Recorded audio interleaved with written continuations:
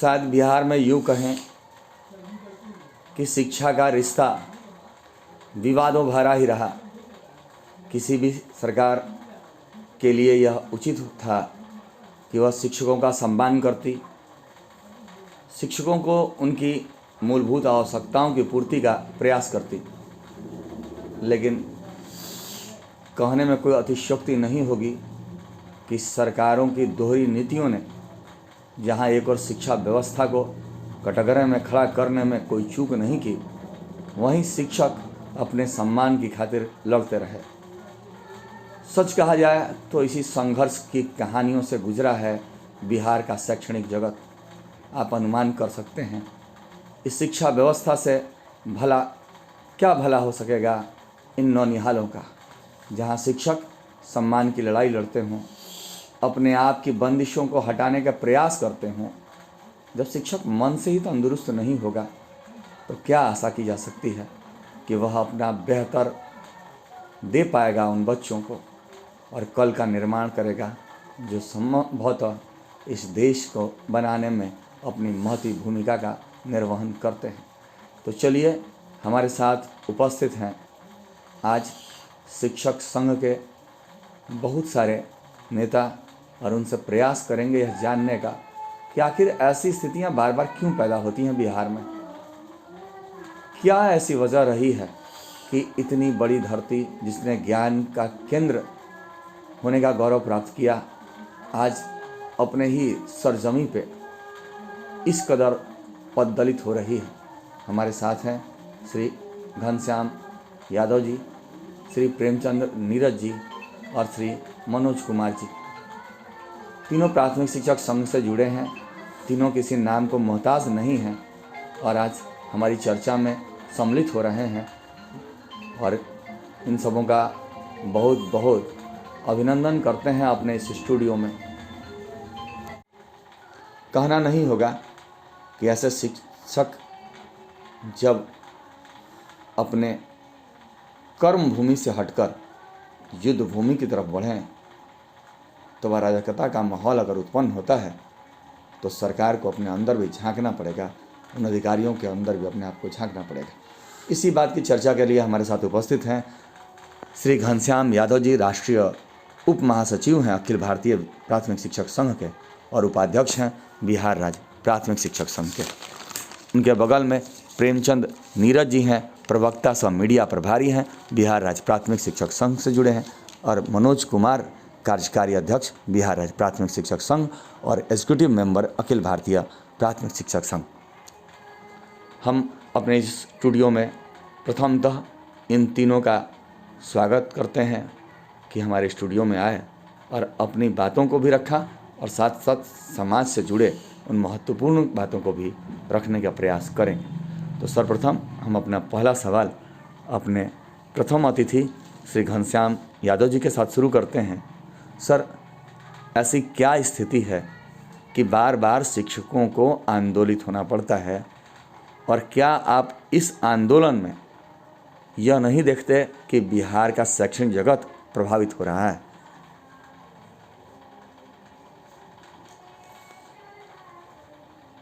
इस संदर्भ में आपका ध्यान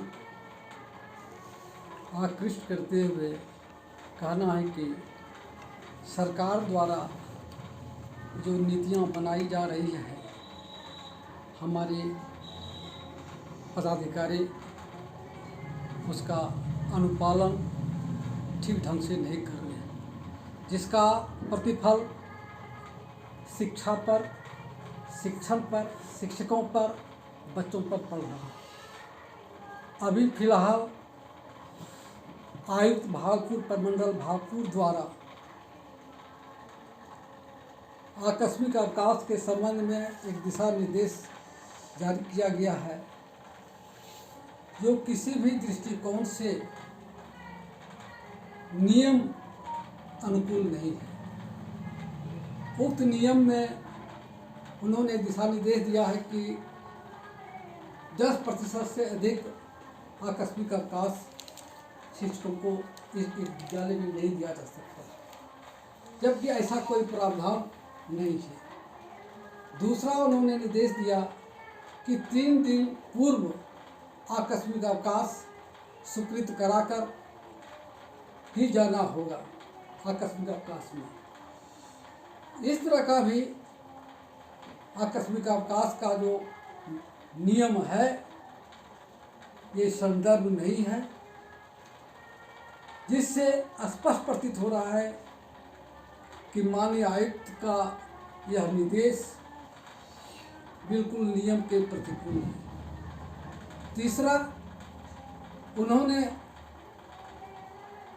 जो निर्देश दिया है कि प्रखंड शिक्षा प्रसार पदाधिकारी से स्वीकृत करा करके ही जाना है छुट्टी में, यह भी आकस्मिक अवकाश को जो नियम है, जो प्रावधानित है, उसमें भी यह अंकित नहीं है, उस नियम का भाई यह विपरीत है। इस संदर्भ में कहना है कि हमारे आयुक्त महोदय को या जिला पदाधिकारी को बनाए गए सरकार द्वारा नियम में किसी तरह का संशोधन का अधिकार नहीं है, और इस तरह का नियम में संशोधित करके लागू करने, जिससे शिक्षकों पर और शिक्षण पर बुरा प्रभाव पड़ रहा है।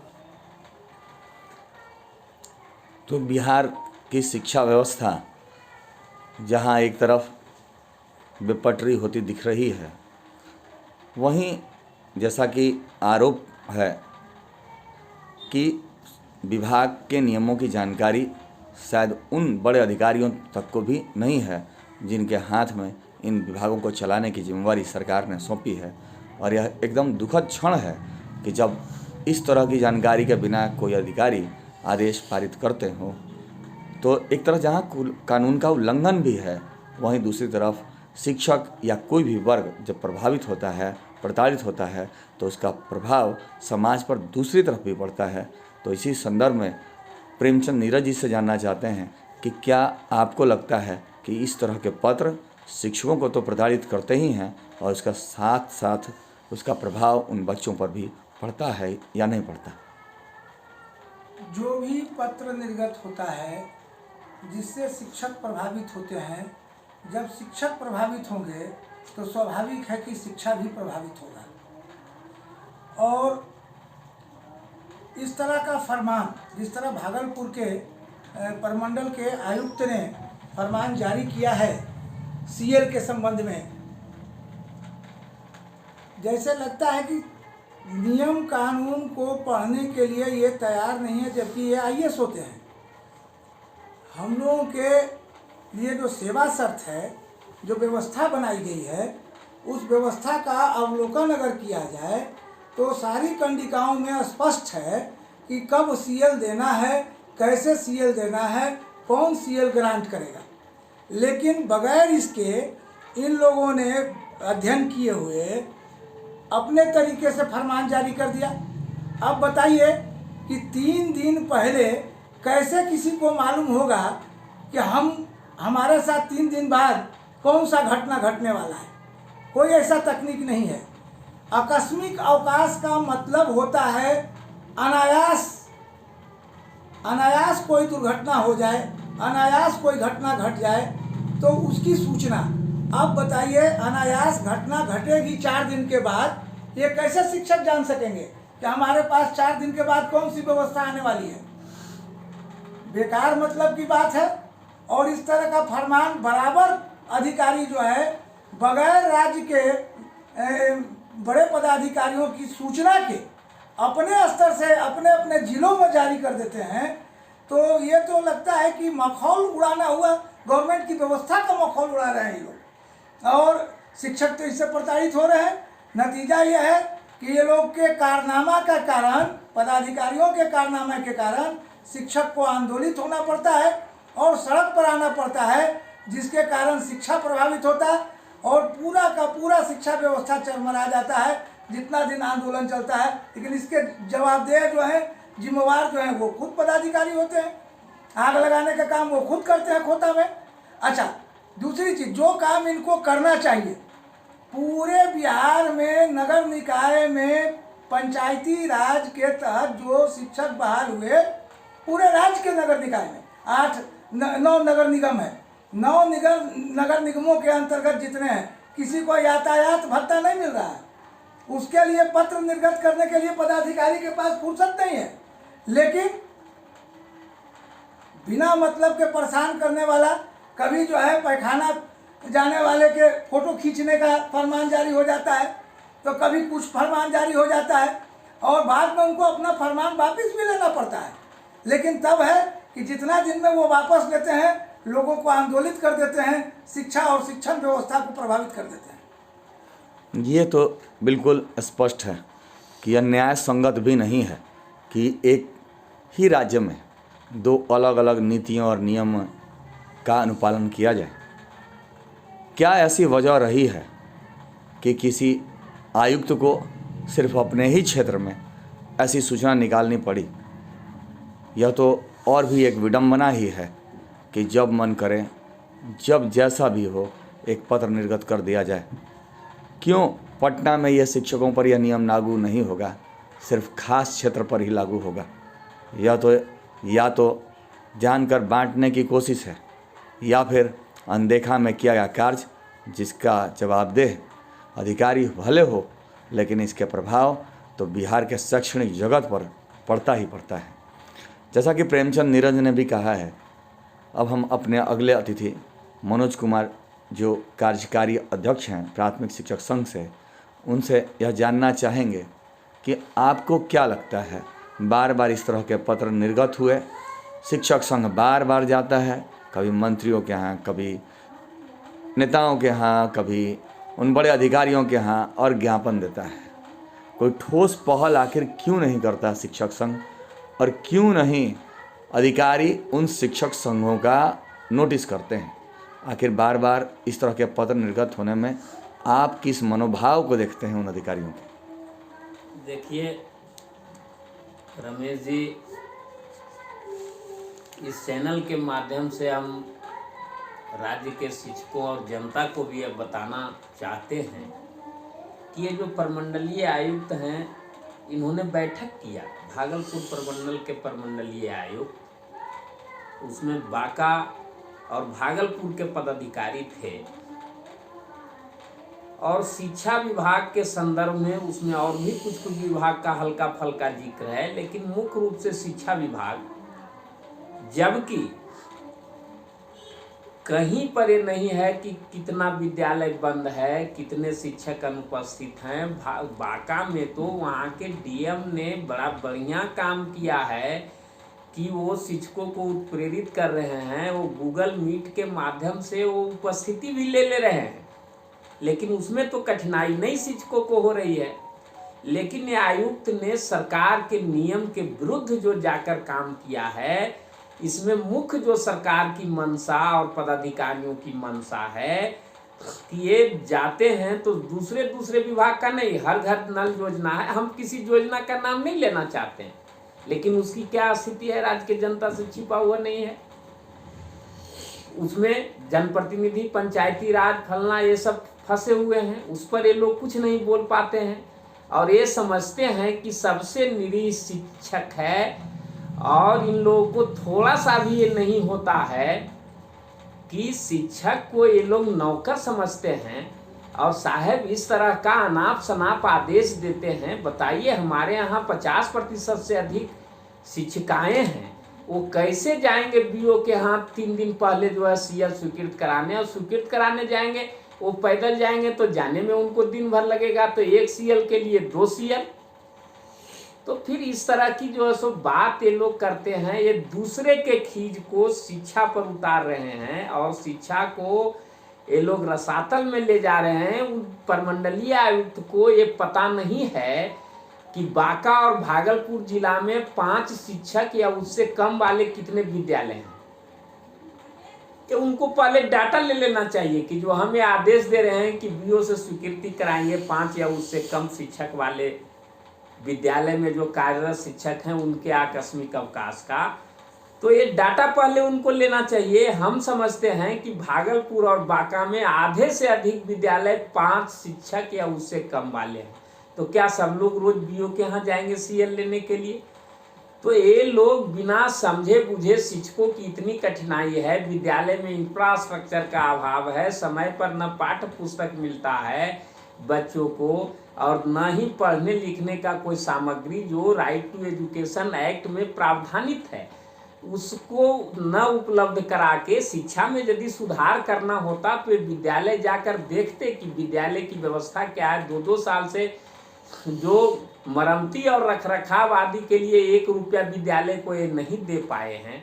शिक्षकों को कभी भी समय से वेतन नहीं मिलता है, बकाया जो है सो सालों से है, उस पर ये लोग नहीं सोचते हैं, उस पर ये लोग विचार नहीं करते हैं। लेकिन विचार करते हैं ये लोग कि जो है सो सीएल, अरे सीएल कौन सा ये है? सीएल जैसे ले रहा है, सरकार ने नियम बना रखा है और आपसे वरीय पदाधिकारी के द्वारा पत्र निर्गत है, उस पत्र को बदलने का आपको अधिकार है क्या?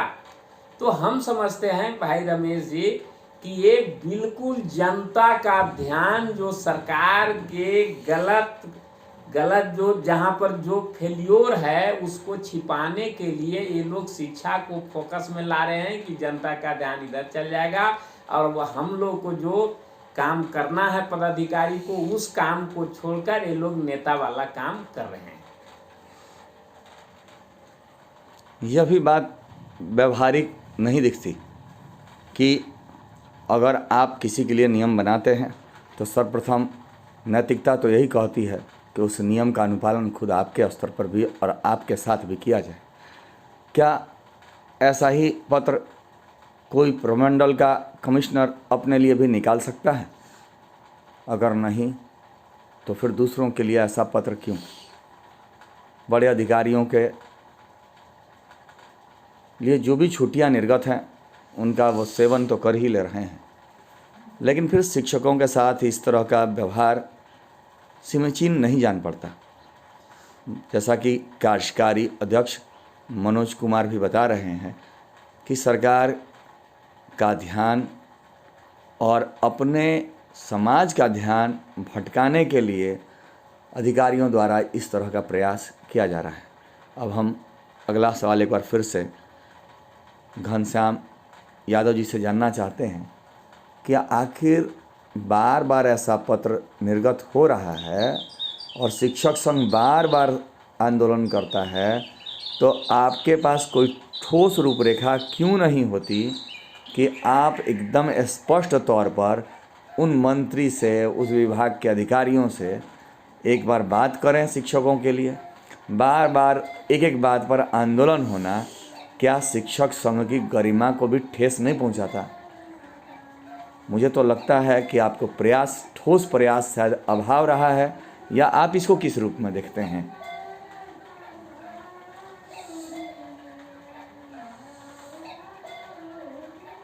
विभागीय पदाधिकारियों द्वारा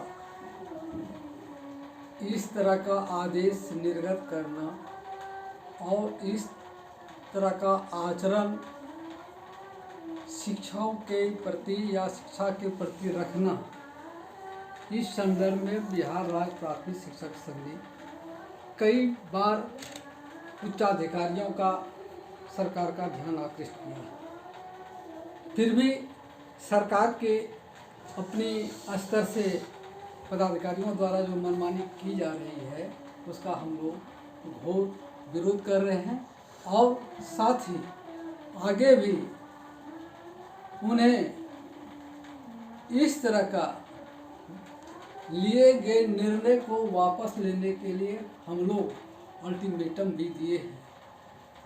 ऐसा देखा जा रहा है कि विभाग द्वारा शिक्षा को जिस रूप में देखा जा रहा है वह शिक्षा का सही रूप सामने नहीं आ रहा। शिक्षा को एक शिक्षा के रूप में न देख करके वह एक कर्मी के रूप में देखा जा रहा है, जिस कारण से शिक्षा के दृष्टिकोण में सरकार का नज़रिया, सरकार के पदाधिकारियों का नज़रिया भिन्न दिखाई पड़ रहा है। इसका प्रभाव शिक्षा जगत पर हो रहा है, शिक्षा पर हो रहा है, बच्चों पर हो रहा है और समाज भी प्रभावित हो रहे हैं। समाज भी इस तरह के व्यवहार से सरकार के द्वारा पदाधिकारियों के द्वारा जो शिक्षा के प्रति उदासीनता है इस पर काफ़ी प्रतिक्रिया व्यक्त कर रहे हैं और संगठन हमेशा इस ओर प्रयत्नशील है कि अच्छे ढंग से शिक्षा का प्रचार हो, शिक्षा का विकास हो और इसके लिए जो भी खामियां हैं समय समय पर इसे संगठन ने सरकार का ध्यान आकृष्ट किया है, उसको सही दिशा में ले जाने के लिए। शिक्षकों का सामाजिक टकराव हो या फिर सामाजिक भूमिका में निर्वहन की बात हो, एक ऐसा वर्ग जो समाज को रोशनी देता है, समाज को आगे बढ़ाने में मदद करता है, आखिर टारगेटेड क्यों है, यह भी एक प्रश्न है। जैसा कि हमारे तीनों अतिथियों ने कहा कि सरकार या अधिकारियों के द्वारा यह टारगेटेड है, तो हम प्रेमचंद नीरज जी से जानना चाहते हैं कि क्या वजह लगती है आपको कि शिक्षक को ही टारगेट किया जाता है, जैसा आप लोग का पूर्व में आरोप भी है। देखिए रमेश जी, सबसे ज़्यादा कर्मचारी सरकार के पास अगर कोई है तो वो शिक्षक है, बड़ी संख्या में, जिसका सदुपयोग करना चाहिए था शिक्षण क्षेत्र में, उसके लिए ही इनकी नियुक्ति हुई है। बजाय इसके सरकार को बड़ी संख्या में जो एक साथ मास मिल जाता है उसका ये दुरुपयोग करना शुरू कर देते हैं और विभिन्न तरह के गैर शैक्षणिक कार्यों में इनको लगा देते हैं, जिसके चलते शिक्षण कार्य प्रभावित होता है। जैसे देखिए कि पिछले दिनों से बातें चल रही हैं बीएलओ का, सरकार द्वारा सरकार के बड़े पदाधिकारी अपर मुख्य सचिव स्तर से पत्र निर्गत है विभाग का कि भाई शिक्षकों को बीएलओ कार्य से मुक्त किया जाए। न जाने कौन सा ऐसा कारण है कि पत्र निर्गत होने, अखबार में तरह तरह के समाचार छपने और सरकार का ध्यान आकृष्ट बार बार किया जाने के बावजूद भी अब तक बीएलओ कार्य से शिक्षकों को मुक्त नहीं किया जा सका है, जो बहुत ही दुखद है। इसी तरह से गैर शैक्षणिक कार्यों में लगाया जाना, बार बार इनको और इनके विरुद्ध बार बार पत्र निर्गत करना, प्रताड़ना के षड्यंत्र के अलावा सरकार के कुछ पदाधिकारियों द्वारा, ये दूसरा कुछ भी नहीं है। इसको हम षड्यंत्र मानते हैं शिक्षकों को प्रताड़ित करने का।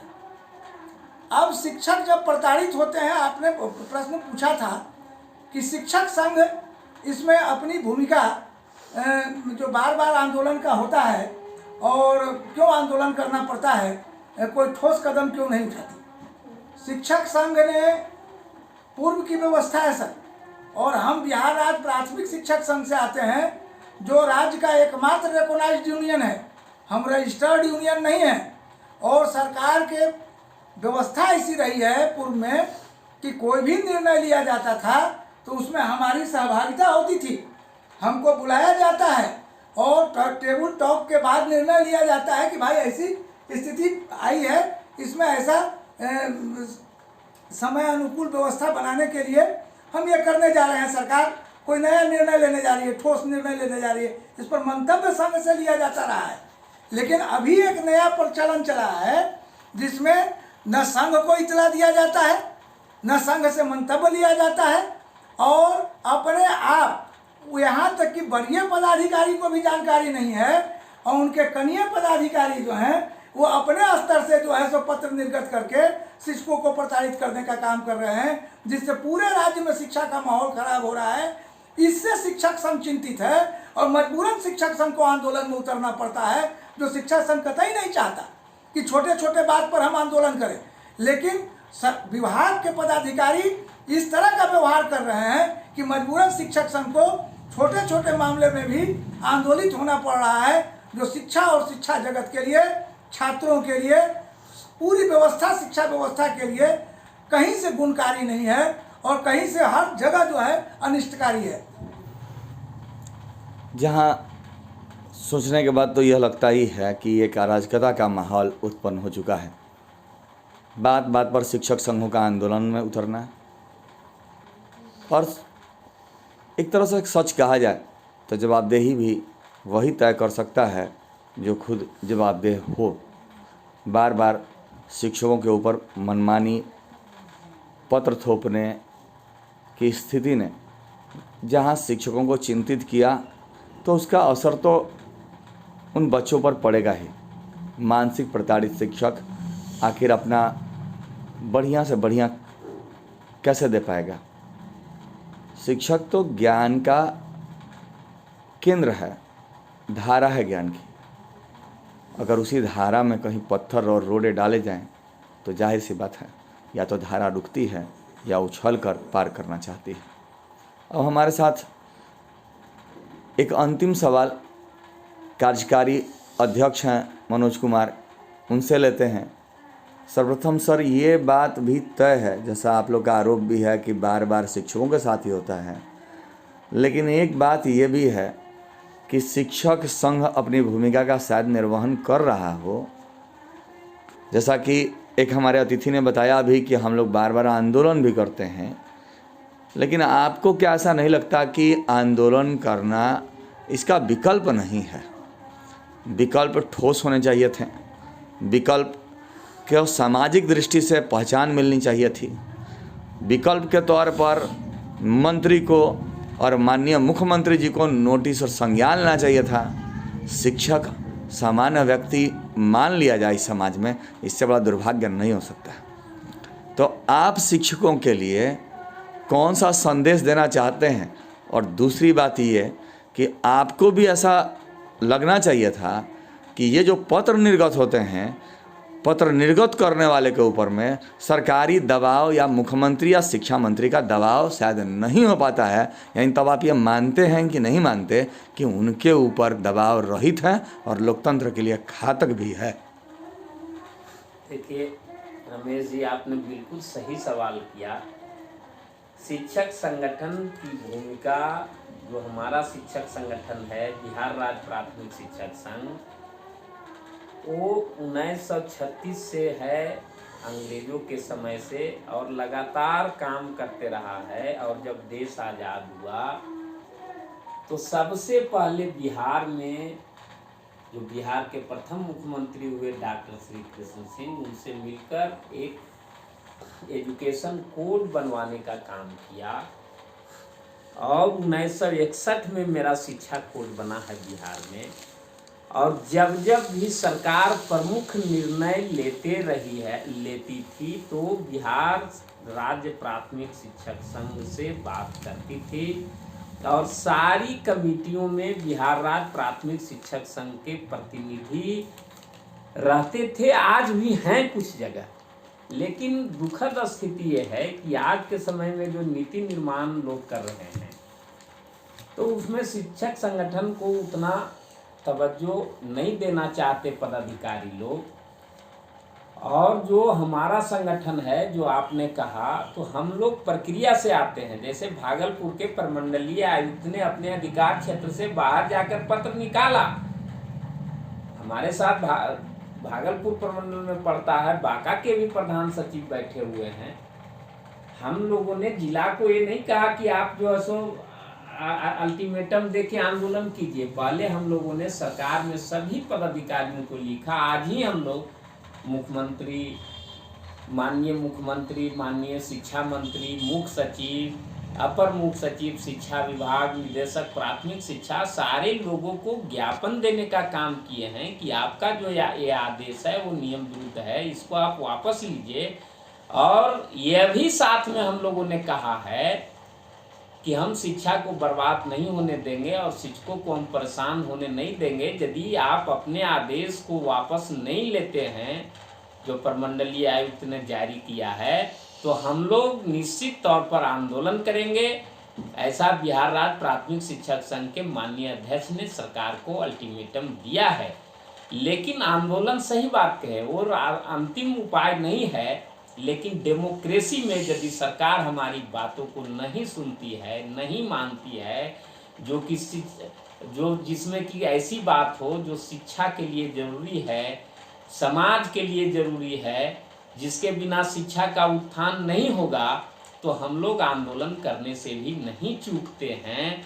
और मेरा जो बिहार राज्य प्राथमिक शिक्षक संघ है, केवल शिक्षकों के हक हकूक की बात नहीं करता, हम शिक्षा के लिए हैं और हमेशा शिक्षा के उत्थान के लिए काम करते हैं। हमने कई शिक्षण विधियां जो विदेश से आई, उसका जो है सो प्रचार प्रसार हम लोगों ने भारत में किया। और आज भी हमारे कई प्रोजेक्ट, चाहे चाइल्ड लेबर एलिमिनेशन का काम हो या बालिका शिक्षा के उत्थान का काम हो, इसमें हमारा बिहार राज्य प्राथमिक शिक्षक संघ, अखिल भारतीय प्राथमिक शिक्षक संघ और EI से मिलकर काम कर रहा है। इसलिए ये नहीं कहिए कि केवल हम लोग जो है आंदोलन करते हैं, हम लोग शिक्षा के उत्थान के लिए काम करते हैं। और जब बहुत जरूरी हो जाता है, जब कोई रास्ता नहीं बचता है, तब हम लोग आंदोलन में उतरते हैं। और आंदोलन उतरना, और जो भी बिहार में आप देख रहे हैं आज विद्यालय व्यवस्था जो सुदृढ़ है, आप जाकर देखिए कि कहाँ पर सरकार ने क्या दिया है। फिर भी हमारे शिक्षक हैं और बिहार के सरकारी विद्यालय के बच्चे हमारे शिक्षकों के बदौलत पूरे देश में अपना परचम लहरा रहे हैं। कहीं भी जाइए, IAS का हो, IPS का हो, बैंकिंग हो, रेलवे हो, सभी जगह हमारे बच्चे परचम लहरा रहे हैं। ये हमारे शिक्षक शिक्षिकाओं के परिश्रम का देन है। और बिहार राज्य प्राथमिक शिक्षक संघ हमेशा उनको प्रेरित करने का काम करता है। और हम लोग दोनों को काम करते हैं। जैसे भागलपुर के प्रमंडलीय आयुक्त के आदेश का हम लोग मुखालफत कर रहे हैं, तो वहीं बांका के DM ने जो काम कर रखा है, बांका में जो व्यवस्था बनाए हैं, उसके लिए हमने उनको बहुत बहुत धन्यवाद भी दिया है और उनकी भूरी भूरी प्रशंसा की है। वे शिक्षकों को काफ़ी प्रेरित करते हैं। तो इस तरह से हमारा जो बिहार राज्य प्राथमिक शिक्षक संघ है, न केवल आंदोलन बल्कि शिक्षा के उत्थान के लिए और शिक्षकों के हित में काम करता है। अभी हमारी परिचर्चा चल रही थी, शिक्षकों का समाज के प्रति जो समर्पण का भाव है वह तो बना रहना ही चाहिए। और जैसा कि हम सुन रहे थे, हमारे तीनों अतिथियों ने भी यह कहा कि शिक्षक का प्रभाव शिक्षा पर पड़ता है और शिक्षा का प्रभाव समाज पर पड़ता है। कुछ पत्र, कुछ व्यवहारिक या अव्यवहारिक स्थितियाँ बराबर परेशान करती हैं।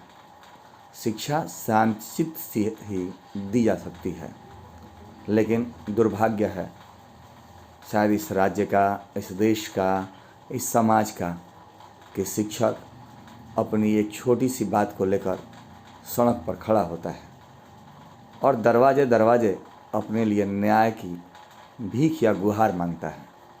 समाज का एक सशक्त वर्ग जब इस कदर प्रताड़ित हो गया है, तो उसका पढ़ाया हुआ बच्चा आखिर कैसे मनोभाव के साथ समाज में जी पाएगा। इसी चिंतन के साथ आप भी इस विचार कीजिए इस प्रश्न पर कि हम और हमारा समाज किधर जा रहा है, जब एक शिक्षक को मजबूर करता है कि वह आंदोलन का रास्ता अख्तियार करे। आप कमेंट में ज़रूर लिखें और बताएं कि आपको हमारे एपिसोड कैसा लगा। धन्यवाद।